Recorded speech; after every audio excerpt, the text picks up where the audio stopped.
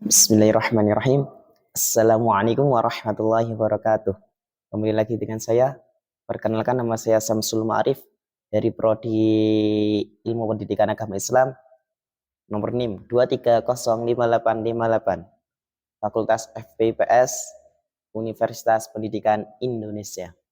Ya, di sini saya akan sedikit mereview buku report yang untuk tugas basic skill PLS dari langsung ya. Dalam buku tersebut ini saya akan mereview buku report yang berjudul Bersatu dengan Allah. Ini ya. Bersatu dengan Allah. Nah, di dalam buku ini sendiri di karangan atau di karya dari Agus Mustafa yang sekian lama ini karya-karyanya sangat menarik sekali, apalagi dengan saya sebagai pembaca pasti sangat tertarik gitu. Apalagi di dalamnya lagi pasti ada banyak materi-material. Ini Agus Mustafa, serial ke-6 diskusi tasawuf modern. Masya Allah sekali ya. Ini akan membacakan sedikit biografi tentang Agus Mustafa. Beliau ini adalah penulis yang sangat produktif. Nah, Masya Allah. Setiap 3 bulan sekali selalu menerbitkan satu buku atau lebih dan tidak sudah berjalan secara konsisten 13 tahun terakhir. Masya Allah ini. Buku-buku yang terkenal secara populer karyanya yaitu serial diskusi tasawuf. Serial diskusi tasawuf modern. Masya Allah ya. Untuk serial diskusi modern kan pasti kan ada banyak perkembangan dari zaman ke zaman gitu. Lanjut ini, beliau merupakan mantan wartawan yang itu telah menghasilkan lebih dari 50 judul buku. Sangat Masya Allah sekali, karena beliau termasuk tokoh yang karya-karya bukunya sangat terkenal. Lanjut ya, di dalam buku ini sendiri terdapat ada 9 bab ya. Ada 9 bab. Jadi bab 1, 2, bab 3, 4, 5, 6, 7, 8, 9. Ya, kita mulai dari yang awal ya. Mereview buku dari bab yang pertama dulu. Lebih afdolnya sebelum kita review kita baca basmalah. Bismillahirrahmanirrahim. Ya, teman-teman, untuk bab satunya yaitu makhluk dan sang pencipta. Apa itu makhluk dan sang pencipta? Nah, ini dan terdapat makhluk dan sang pencipta merupakan suatu pribadi manusia kepada hubungannya kepada Tuhan yang Maha Esa. Contoh di sini terdapat pertanyaan-pertanyaan dari berbagai orang atau orang yang kurang mendalami agama atau yang disebut dengan kurang berpengetahuan, yaitu orang awam ya. Itu terdapat ada beberapa pertanyaan, yaitu 1, benarkah Tuhan ada? Nah, nanti ada pembahasan sendiri. Perlukah kita bertuhan? 2, 3, bertuhan kepada siapa? 4, kenapa mesti Allah? Nah, ini merupakan pertanyaan-pertanyaan yang harus kita pelajari. Apabila kita kan orang muslim, masa ada pertanyaan begini nggak bisa menjawab, kan itu tanda tanya besar. Nah, untuk jadi kayak benarkah Tuhan ada? Pasti ada. Mengapa? Karena Tuhan merupakan Tuhan kan pasti ada ya. Bahkan yang telah menciptakan bumi, alam semesta beserta isinya merupakan bukti dari adanya Tuhan. Tapi di dalam buku ini dijelaskan sendiri bahwa ada beberapa tingkatan keyakinan tentang keadaan Tuhan. Jadi ada orang-orang yang tidak berkeyakinan adanya Tuhan, yaitu apa? Ada yang tahu? Nah, yaitu orang-orang ateis. Orang-orang ateis merupakan orang-orang yang tidak berkeyakinan adanya Tuhan. Di dalam buku ini sendiri terdapat ada beberapa tingkatan ya. Tidak percaya bahwa Tuhan ada. Satu, orang yang tidak percaya Tuhan yaitu karena kesombongan. Jadi kesombongan mereka menjadikan kayak apa Tuhan mana? Nah, itu merupakan kemusyrikan ya. Kemusyrikan yang sangat besar. Jadi kesombongan apabila kita kesombongan dalam keagamaan apalagi dengan ketauhidan kita, nah nanti kita dapat menjadikan kita musyrik. Naudzubillah ya. Yang kedua, orang yang tidak percaya kepada Tuhan karena kebodohan kita. Jadi apabila kita tidak mengetahui apa itu asal usul apanya, definisinya apa, nah itu kita harus belajar. Jangan apa gimana ya, kita sudah sadar bodoh, kenapa kok masih nggak mau belajar, itu merupakan kesalahan yang fatal ya, merupakan orang-orang tingkatan ateis ya. Jadi kita apabila tidak mengetahui, kita sebaiknya kita belajar dari mana, dari apa, dari sumber mana tuh ya. Yang ketiga, orang yang tidak percaya kepada Tuhan karena malas berpikir dan tidak mau repot. Ini termasuk juga ya, malas berpikir dan tidak mau repot. Jadi kayak kesannya gimana ya? Malas berpikir. Jadi disuruh tidak mau berpengetahuan. Ini sama kayak di poin kedua tadi ya. Jadi kayak orangnya itu malas berpikir dan tidak mau repot. Jadi kayak tidak mau bekerja keras ya. Contohnya seperti sudah dia nggak bisa, padahal dia nggak bisa tapi tidak mau usaha. Itu merupakan salah satunya. Jadi apabila kita sudah sadar tidak bisa di dalam bidang apapun atau dalam apa, ini juga apabila ini kan dalam ketauhidan kita kan pasti harus jangan malas berpikir, tidak mau repot, itu kan termasuk ciri-ciri orang yang ateis ya. Lanjut ke di dalam sebelum lanjut ya, di sini juga diterangkan dalam surat Al-A'raf ayat 7. Al-A'raf 7 ayat 54 ya. Maaf. Bismillahirrahmanirrahim. Inna rabbakumullahu alladhi khalaqas samawati wal arda fi sittati ayyamin thumma istawa 'alal 'arsy yughshil lailan nahara yatlubuh حثيثا والشمس والقمر والنجوم مسخرات بأمره ألا له الخلق والأمر تبارك الله رب العالمين.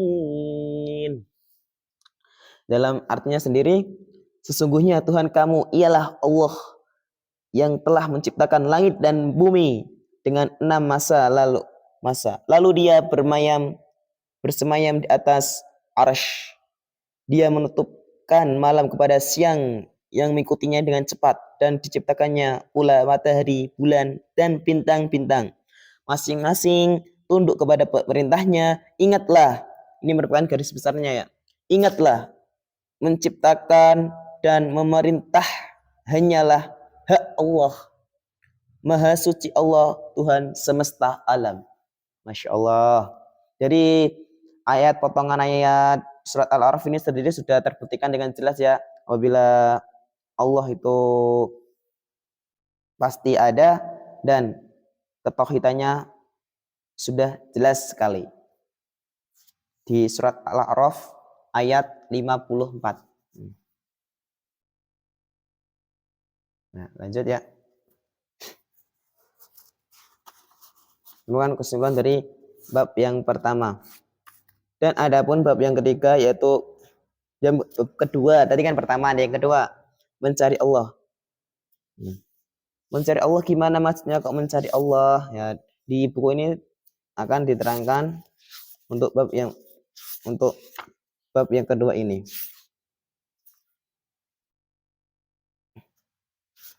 Mencari Allah. Kan pasti kita kok Allah dicari ya gitu. Kan ini mengingatkan saya di dalam ada suatu cerita, yaitu cerita Nabi Musa alaihissalam yang mereka itu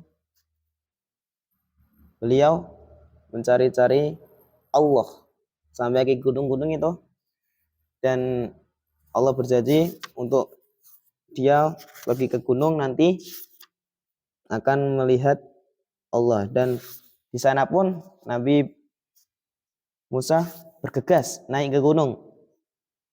Nah, itu secara singkatnya ya. Sebelumnya Nabi Musa itu apa ya?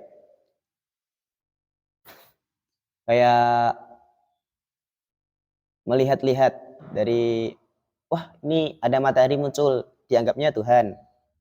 Dan terbenam juga tadi, jadi kayak pikiran, masa Tuhan kok bisa hilang? Ya, hilang jadi malam tiba pun ada bulan. Wah ini bulan, apakah ini Tuhan? Ya, dia tungguin terus beliau Nabi Musa sampai siang. Nah, bulan nggak ada, sampai siang lagi muncullah matahari, kok masih hilang lagi, lanjut lagi ada malam hari, selain bulan ada bintang. Nah, dilihat, wah ini apakah ini ya, ditungguin sampai besok hilang lagi. Ya, jadi kayak terus menerus kok, masa hilang langsung minta petunjuk, dan ditunjukkan oleh Allah Subhanahu wa taala untuk pergi ke sebuah gunungnya agak lupa namanya, gunung apa gitu. Jadi dalam peristiwa tersebut Nabi Musa langsung bergegas ke atas, dan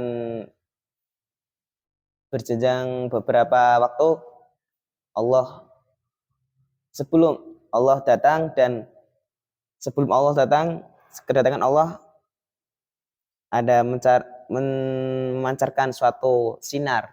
Baru melihat sinarnya aja langsung Nabi Musa terlelap, langsung gak kuat. Nah, gunung-gunung gak kuat semua. Jadi Nabi Musa langsung pingsan di dalam cerita tersebut.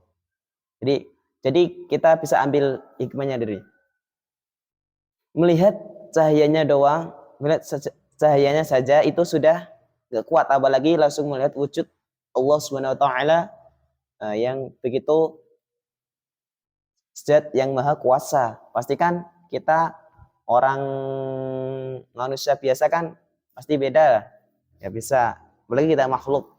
Nah, yang banyak dosa, banyak gimana lah. Jadi kan manusia kan nggak ada yang sempurna gitu. Itu dalam bab 2, ketika mengenal Allah, sama supaya mengenal Allah dengan apa kita upaya-upaya yang dapat mengenal Allah, dia memperkenalkan dirinya, personifikasi sifat Allah, manusia mengikuti fitrah Allah. Jadi untuk mengenal Allah, kita sendiri harus, dalam buku ini sendiri terdapat sifat-sifat Allah. Sifat-sifat Allah yaitu apa? Nama-nama Allah yang baik, yang telah dijelaskan dalam yang telah dituliskan atau didefinisikan di Asmaul Husna. Dalam Asmaul Husna sendiri terdapat nama-nama Allah seperti Ar-Rahman, Ar-Rahim, Al-Malik, Al-Qudus, Yas-Salam, Al-Mu'min, Al-Muhaimin. Masya Allah sekali ya. Sampai terakhir itu 99 masuk nama-nama Allah yang baik. Jadi dari sifat tersebut kita dapat meneladaninya ya, dapat kita terapkan di kehidupan sehari-hari. Maksudnya Allah mengasihi, kita kasihi semua makhluk ya. Jadi kita ambil keteladanan dari sifat-sifat tersebut. Contoh kayak lagi sifat yang paling untuk seseorang berkepentingan kehidupan ya, Al-Ghafur, Allah Maha Pengampun. Jadi apabila kita melakukan kesalahan atau ada seseorang yang melakukan kesalahan kepada kita, kita sebagai umat Islam yang berketuhanan dengan Allah Subhanahu wa taala dan meyakini adanya Asmaul Husna, sifat-sifat Allah yang baik, kita harus mengampuni. seseorang tersebut apabila mereka berbuat salah kepada kita, atau kita yang berbuat salah kepada mereka, kita harus minta ampun. Jadi saling gimana ya, saling, apabila mereka punya kesalahan sama kita ampuni, dan sebaliknya juga. Nah, lanjut ke bab ketiga. Bab ketiga sudah ya tadi, mengenal Allah. Yang keempat, upaya mendekatinya. Jadi untuk mendekati Allah itu gimana, untuk biar disayangi Allah itu gimana. Ini dia jauh, dekat, atau tak berjarak, tanda tanya. Masih perlukah kita mendekat? Bagaimana cara mendekatinya? Merupakan pertanyaan yang sangat bagus. Dan di dalam buku ini tersebut, untuk cara-cara mendekatinya pun sudah dijelaskan dengan jelas dan spesifik.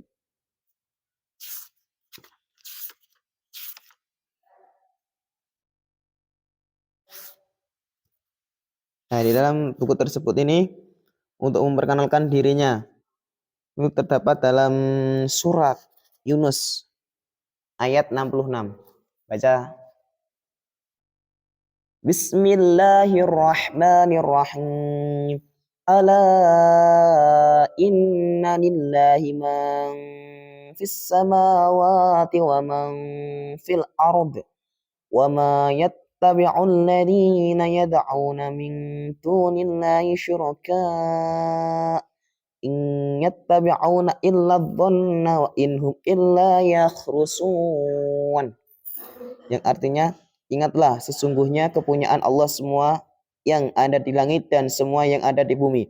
Dan orang-orang yang menyeru sekutu-sekutu selain Allah tidaklah mengikuti suatu keyakinan, mereka tidak mengikuti kecuali prasangka belaka, dan mereka hanyalah menduga-duga. Jadi kita tidak boleh menduga-duga atau kemamang dalam hati.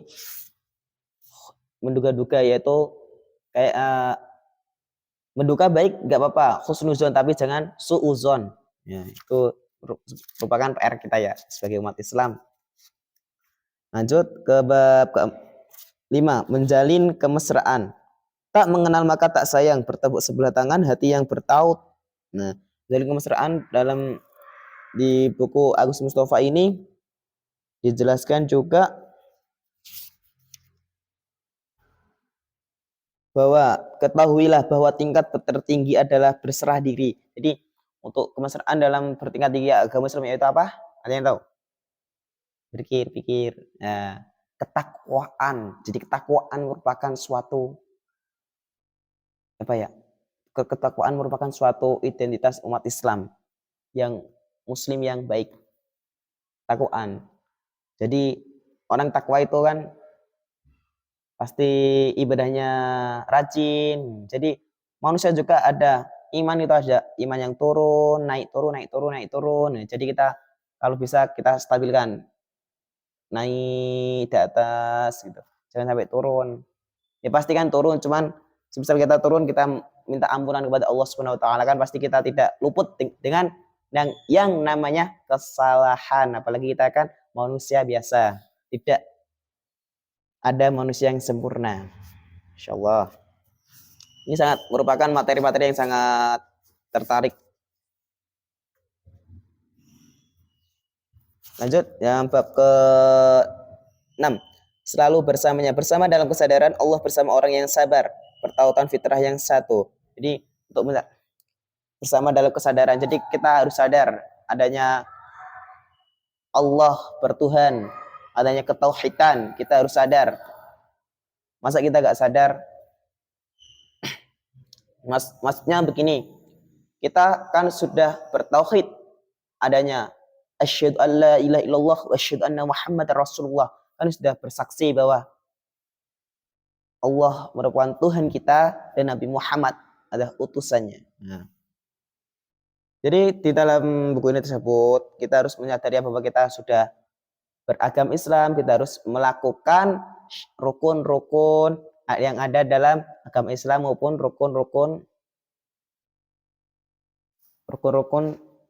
sholat, contoh gitu, rukun Islam dan rukun iman. Nah, Rukun iman ada berapa? 6. Yang rukun Islam ada 5. Nah, dalam Allah bersama orang yang sabar. Jadi innallaha ma'as sabirin. Sesungguhnya Allah bersama orang-orang yang sabar. Apabila kita terdapat ujian-ujian yang terus-menerus dalam kehidupan kan pasti kita tidak lepas dari yang namanya ujian hidup. Ujian hidup pasti kita hidup itu pasti ada banyak tantangan. Semisal nggak ada tantangan kita, naudzubillah, pasti tidak ada. Jadi semua orang yang hidup pasti ada tantangannya sendiri, rintangan-rintangan. Jadi bagaimana jadi Allah menguji kita itu selaras dengan iman kita. Jadi kayak iman kita seberapa, ada tingkatannya. Tingkatan segini, jadi Allah akan mengujinya di tingkat segini, ke atas lagi, menguji lagi tambah berat. Yang iman lebih tinggi lagi dan tantangannya lebih berat juga. Jadi selaras, tidak mungkin Allah menguji kita. Semisal kita keimanannya segini, diuji lebih yang level tinggi lagi. Nah, jadi Allah itu Masya Allah sekali ya, sudah mengetahui makhluk-makhluknya.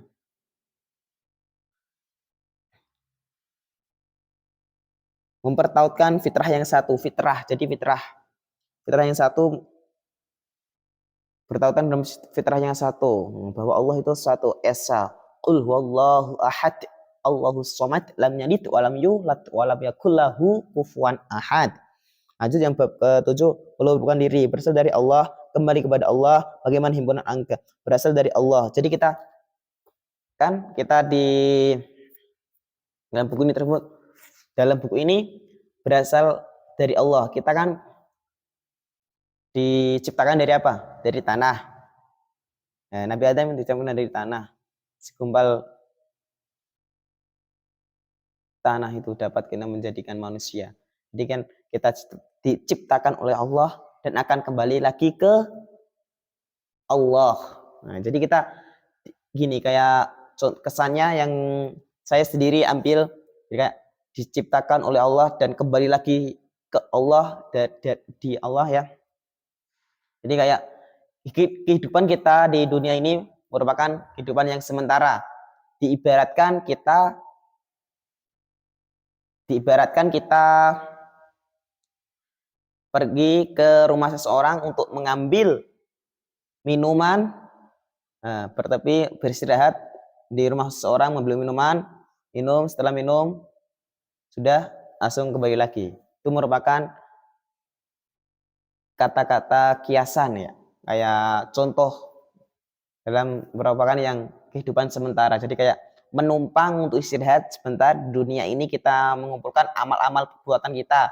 Jadi di dunia ini kita mencari, kita banyak-banyak perbuatan amalan-amalan yang baik untuk bekal di masa depan. Masa depannya di mana? Nanti kembali kepada Allah. Kita harus dapat apa yang kita telah perbuat di dalam dunia itu, di dunia itu sendiri, di dalam kehidupan sehari-hari pasti akan dipertanggungjawabkan di yaumul hisab, yaumul mizan. Nanti kepada Allah, nanti di hadapan Allah kita pertanggungjawabkan semua. Jadi di dunia ini kita harus banyak-banyaklah berzikir, berdekatkan diri kepada Allah untuk muhasabah kepada Allah, mahabbullah ya.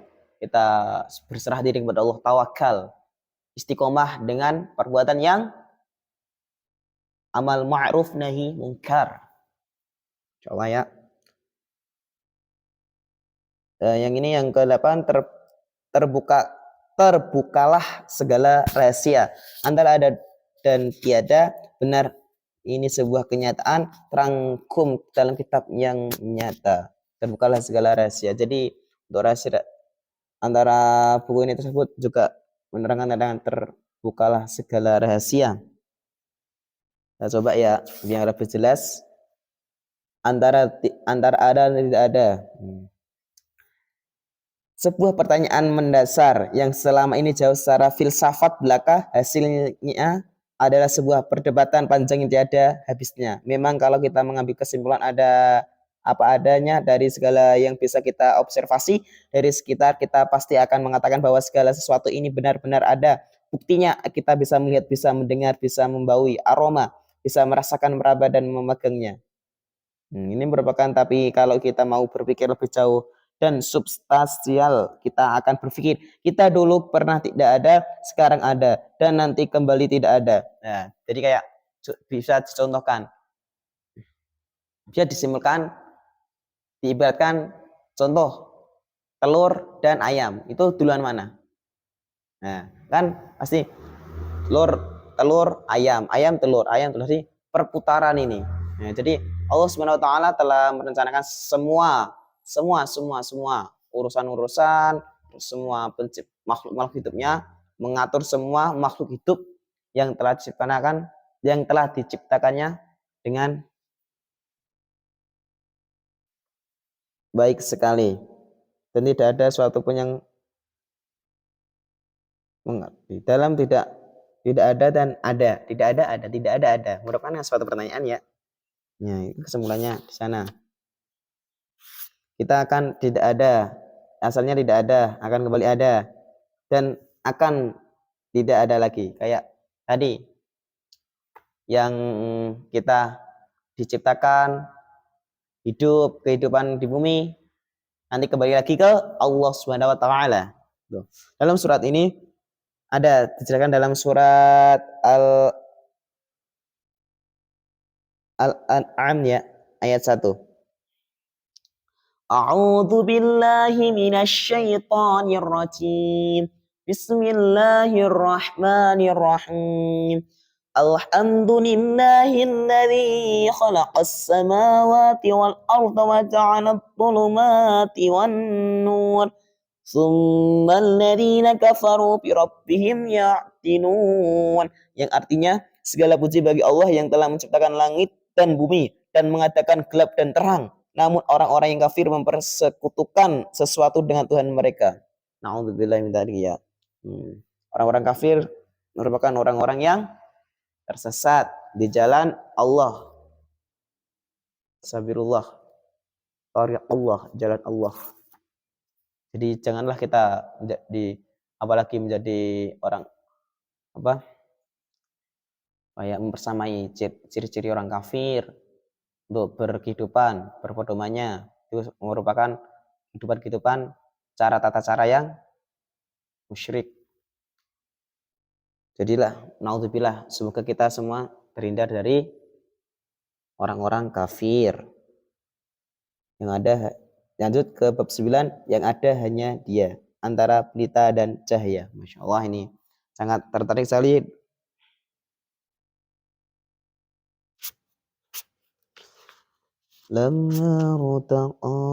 Nah ini An-Nur, perumpamaan paling menarik yang menggambarkan hubungan keberadaan makhluk dengan Allah adalah tercantum dalam surat An-Nur. Allah mencahayai langit dan bumi. Perumpamaan cahaya Allah adalah seperti sebuah lubang yang tak tembus, yang di dalamnya ada pelita besar. Pelita itu di dalam kaca. Kaca itu seakan-akan bintang seperti mutiara yang dinyalakan dengan minyak dari pohon yang banyak berkahnya, yaitu pohon zaitun yang tumbuh tidak di sebelah timur dan tidak pula di sebelah barat, yang minyaknya hampir-hampir menerangi. Walaupun tidak disentuh api, cahaya di atas cahaya berlapis-lapis. Allah membimbing kepada cahayanya siapa yang Dia kehendaki, dan Allah memperbuat perumpamaan-perumpamaan bagi manusia, dan Allah Maha mengetahui segala sesuatu. Masya Allah. Dalam surat An-Nur sendiri ayat 35 sudah jelas ya. Setidaknya ada 3 hal yang menyebabkan perumpamaan tersebut menarik untuk dicermati. Masya Allah ya. Jadi kita perumpamaan cahaya dan pelita tersendiri besar, perumpamaan cahaya dari Allah. Jadi Allah perumpamaan cahaya yang menerangi bumi, alam semesta seisinya. Masya Allah. Kan pasti ada manfaat-manfaat tersendiri yang pastilah begitulah baik. Merupakan hikmah-hikmah yang kita dapat ambil dari buku ini tersebut. Masya Allah. Cukup.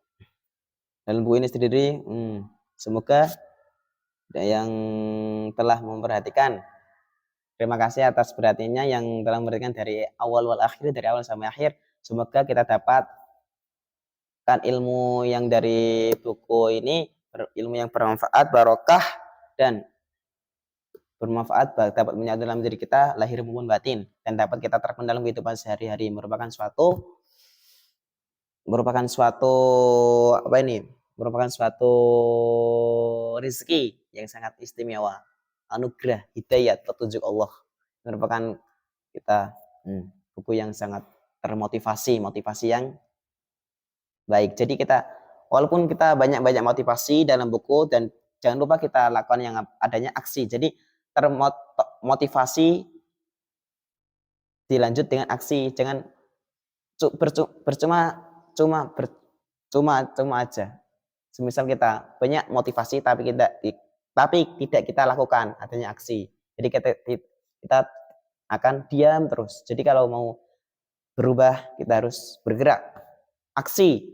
Jadi jangan motivasi doang, kita motivasi beserta aksi. Cukup sekian dari saya. Apabila ada perkataan atau pengucapan atau pelafalan kata yang kurang baik atau kurang baik, kurang jelas, dan ada yang kurang benar, mohon dimaafkan. Soalnya yang benar-benar, yang pastilah baik itu datangnya dari Allah Subhanahu wa taala. Nah, cukup sekian dari saya. Wallahul muwaffiq ila aqwamit thoriq. Wassalamualaikum warahmatullahi wabarakatuh.